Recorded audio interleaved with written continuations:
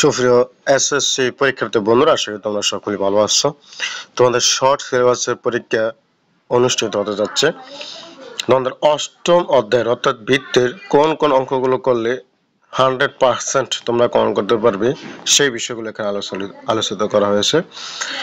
SSC 2026 অষ্টম অধ্যায় অর্থাৎ বৃত্ত উপপাদ্য তোমরা করবা 18, 19, 20, 22, 23, 24, 26 এই কয়টি উপপাদ্য তোমরা মেন বৃত্তে করবে। এখান থেকে 100% কমন পড়বে। অনুশীলনী 8.2 এর 1 এবং 4, 8.3 এর 3, 5, অনুশীলনী 8.4 এর 5 নম্বর এবং সম্পাদ্য যেই কয়টি রয়েছে সেই কয়টি দিয়েছি। 8, 9, 10, 11 পরিবৃত্ত, অন্তর্বৃত্ত এবং তোমার রয়েছে